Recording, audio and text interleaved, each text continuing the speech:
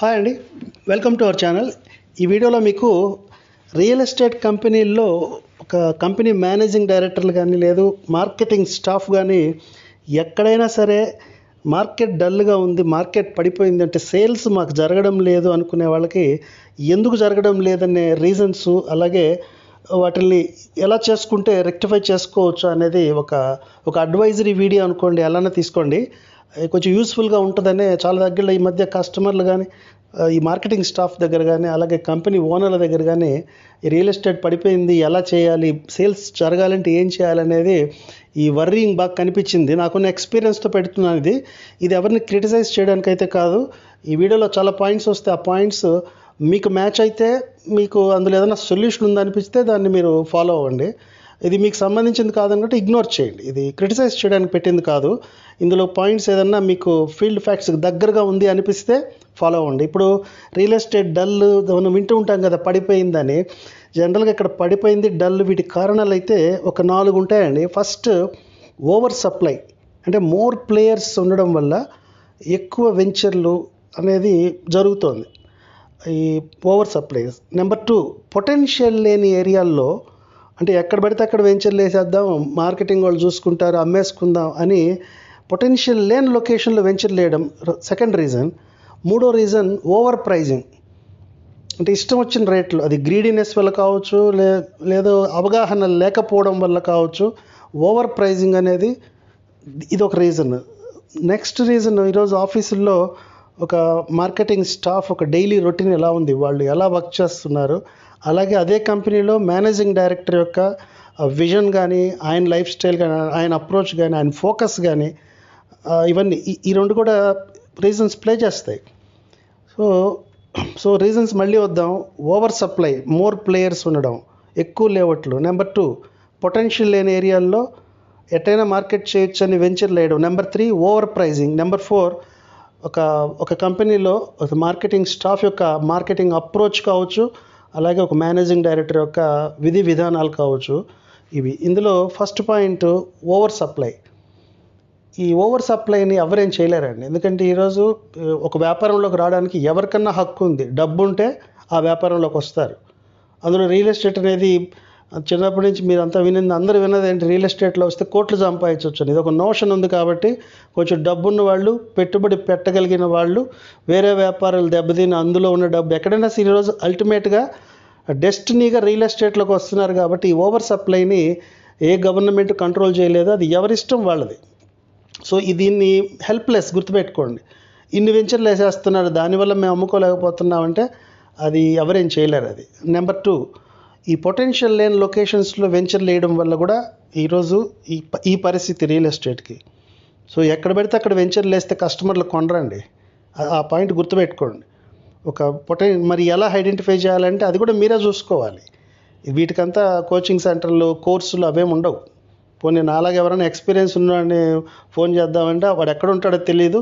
ఒకవేళ ఇలా వీడియోలో తగిలినా వీడికి మనకు మించిన నాలెడ్జ్ వీడి దగ్గర ఏముంటుంది అనే ఇటువంటి ఈగోస్ ఉంటాయి. ఎక్కడైనా అంతే కదా, హ్యూమన్స్లో మనమే కింగ్ అనుకుంటాం. కాబట్టి ఎక్కడైనా తగిలినా వాడు చెప్పినా కూడా ఏదో కహానీ చెప్తున్నారు, వేసుకుందంటే ఇష్టం వచ్చిన దగ్గర వెంచర్లు వేయొద్దండి. వేస్తే ఇరుక్కునేది మీరే, ఎవరో కాదు.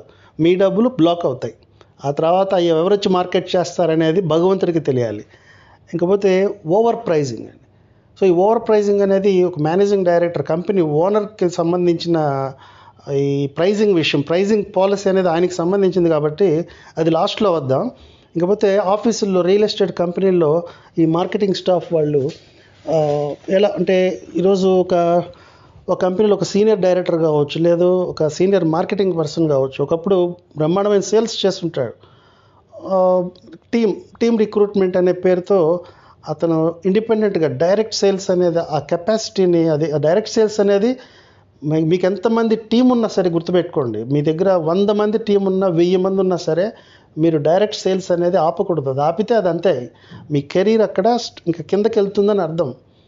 ఏం టీం మీద బతికేయచ్చు కదా అని. ఎందుకంటే ఈరోజు వచ్చే టీము మీకున్న కెపాసిటీ, మీకున్న ఎక్స్పీరియన్స్లో 10% కూడా ఉండదు. మీరే గజం 10,000 15,000 అమ్మలేకపోతే ఆ కొత్తగా వచ్చినాడు ఎలా అమ్ముతాడు? అమ్ముతాడు, ఎప్పటికో అమ్ముతాడు. ఈలోగా కంపెనీలో సేల్స్ డల్ అవుతుంది. సో సీనియర్లు ఎప్పుడు కూడా ఒకప్పుడు మీరు బ్రహ్మాండంగా అమ్ముంటారు. ఆ డైరెక్ట్ సేల్స్ మీద ఫోకస్ అనేది అంత టైం ఎక్కడ ఉంటుంది, మాకు టీం చూసుకోవడానికి సరిపోతుంది అంటే చూడు, వీళ్ళు ఎవ్వరు కూడా ఈ ప్రపంచమే శాశ్వతం కాదు. ఆ టీం ఎప్పుడు శాశ్వతం కాదు. మీరు అనుకుంటారు వీళ్ళు ఇలాగే ఉండిపోతారని. అసలు మీరు ముందు సీనియర్గా ముందు మీరు ఉండాలి కదా ఆ కంపెనీలో, మీ కింద వాళ్ళు ఉండడానికి. మీరు పొరపాటున ఇంకేదైనా మంచి ఆఫర్ వచ్చి మీరు వెళ్ళిపోతే ఈ 1000 మంది టీం మీతో రారండి, ఆ కంపెనీలోనే కూర్చుంటారు. సో కాబట్టి 50-50 పెట్టండి. అప్పుడు మేనేజింగ్ డైరెక్టర్కి చాలా సపోర్టింగ్గా ఉంటుంది. మీకు డైరెక్ట్ సేల్స్ చేసే కెపాసిటీ ఉంది. సో టీం మీదే డిపెండ్ అయిపోయి రొటీన్ వర్క్ చేసుకుంటూ అర్థమైందా, మార్కెట్ క్రియేట్ చేయండి. డైలీ చేసే రొటీన్ వర్క్ టీం ఉన్నారు అనేది తీసేయండి సీనియర్స్. ఎందుకంటే ఏదో మనం పొద్దున్న 10:30కి వస్తాం, లంచ్ టైంకి భోజనం చేస్తాం, మళ్ళీ టీ తాగుతాం, వెళ్ళిపోతున్నాం. సో కంపెనీ మేనేజింగ్ డైరెక్టర్ కూడా ఏమనుకుంటారు, ఏందిరా ఇది, వస్తున్నారు, టీలు తాగుతున్నారు, భోజనాలు చేస్తున్నారు అంటే ఆయన కూడా భోజనం చేస్తాడు అనుకో, లేట్గా చేస్తాడు. మీరు భోజనం చేసేటప్పుడు అయితే ఆయనకి ఫీలింగ్ అయితే వస్తుంది, ఏది బిజినెస్ ఎక్కడ లేదు అని. ఎక్కడ మార్కెట్ అనేది ఉండదండి, క్రియేట్ చేసుకోవాలి. ఎంత పోటీ ఉంది తెలుసా ఈరోజు సిటీలో. అంటే ఇంత పెద్ద ఇండియాలో అహ్మదాబాద్ ఫస్ట్ వచ్చింది లాస్ట్ ఇయర్ రియల్ ఎస్టేట్ సేల్స్లో. అహ్మదాబాద్ నెంబర్ 1గా నిలబడితే నెంబర్ 2 హైదరాబాద్. ఎక్కడికి వెళ్ళిపోయినాయి? బాంబే, ఢిల్లీ, కోల్కతా, చెన్నై, బెంగళూరు. అది హైదరాబాద్ పొటెన్షియల్ ఈరోజు గుర్తుపెట్టుకోండి. మరి నెంబర్ 2 వచ్చిందంటే ఎందుకు వస్తుంది? ఎన్ని కంపెనీలు ఉంటే, ఎన్ని వెంచర్లు ఉంటే, అంటే ఎంత కాంపిటీషన్ ఉంటే హైదరాబాద్ నెంబర్ 2 వస్తుంది. గర్వకారణం ఇండియాలోనే. ఏం నెక్స్ట్ ఇయర్ అహ్మదాబాద్ కూడా క్రాస్ చేస్తుంది. ఇంత పోటీ ఉన్న ఈ దీంట్లో మార్కెట్ ఏమైనా కస్టమర్లు ఏమైనా రోడ్ల మీద తిరుగుతుంటారా మన కోసం? రండి సార్, మా దగ్గర డబ్బులు ఉన్నాయి, కొంటాం మీ దగ్గర అని. అంతే. కస్టమర్లు అయితే మనతో పాటే ఉంటారు. ఐడెంటిఫై చేయాలి, దానికి ఏం వర్క్ చేసుకోవాలనేది మీ యొక్క ఎక్స్పీరియన్స్ని వాడాలి. ఎంతసేపటికి ఓన్లీ టీమ్ రిక్రూట్మెంట్ చేసుకుంటున్న వాళ్ళు ఇబ్బంది పడతారు. సామధాన భేద దండోపాయాల్లాగా మల్టిపుల్ ఎఫర్ట్స్ పెట్టాలి క్లయింట్ని రీచ్ అవ్వడానికి. సో కాబట్టి మనం లేచేదే, చాలామంది మార్కెటింగ్ వాళ్ళకి ఉన్న లైఫ్ స్టైలే ఒక్కసారి వాళ్ళు సేల్స్ డల్ అవ్వడానికి కారణం లైఫ్ స్టైల్. నిద్ర లేచేది 8-9కి, ఆఫీస్కి వచ్చేటప్పుడు 10-11, టీ తాగాం, భోజనం చేసాం, సాయంత్రం వెళ్ళిపోతే ఇంకా ఈ మందు తాగే అలవాటు ఉన్న వాళ్ళ సంగతి చెప్పక్కర్లే. ఇంకా కూర్చుంటే మందు తాగుతారు.